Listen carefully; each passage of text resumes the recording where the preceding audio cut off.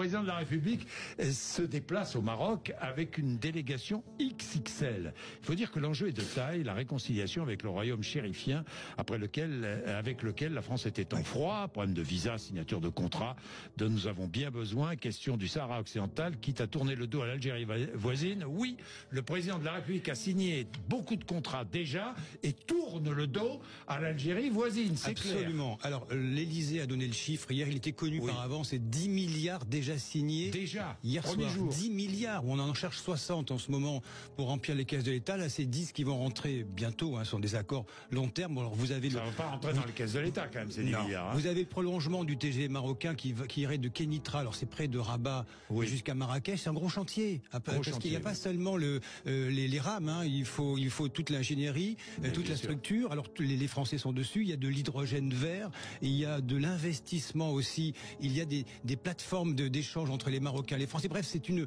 sorte de gros attirail qui arrive avec Emmanuel Macron, qui draine quand même. On parle beaucoup des personnalités qui sont autour de lui, des arts, des spectacles, etc. Mais c'est surtout ce qui compte, c'est les patrons français.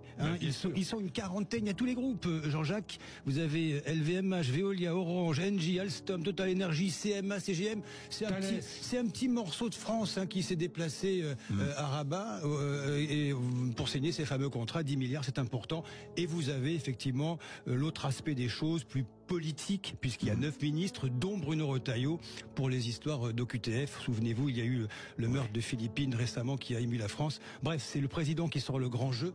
Je dirais à la recherche du temps perdu. Alors oui, à la recherche du temps perdu. D'autres contrats seront signés aujourd'hui. Au-delà, il y a aussi deux prix Goncourt. Il y a les acteurs Darmon Debbouze, le réalisateur Toledano, Jack Lang, le président de l'Institut du monde arabe. Yacine Bellatar, dont on se demande ce qu'il fait là d'ailleurs. Mais enfin bon, ça c'est autre chose. Le président a sorti le grand jeu à la recherche du temps perdu. Vous avez raison.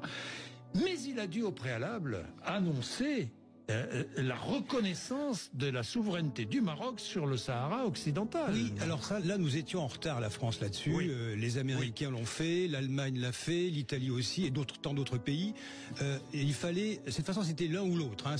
On avait un problème avec l'Algérie et le Maroc, et il n'y a rien qui marchait avec les deux. Donc, tant qu'à faire, autant choisir celui qui nous aime bien. Cette fois, Emmanuel Macron a décidé. Oui, il a choisi Mohamed VI parce que nous avons une relation historique avec le Maroc, plutôt apaisée depuis si longtemps. L'Algérie, c'est plus compliqué, y compris depuis les accords d'Évian. Donc, il a choisi le Maroc, Emmanuel Macron. Il a envoyé ce courrier, c'était le 30 juillet, pour dire reconnaissance du Sahara occidental. Alors, je précise, c'est quand même un bout de terre qui est grand comme la moitié de la France. Entre le Maroc et la Mauritanie. Et que le Maroc revendique, c'est une ancienne colonie espagnole, 1975, ça date pas d'hier, et que l'Algérie revendique via le Front Polisario, vieille histoire.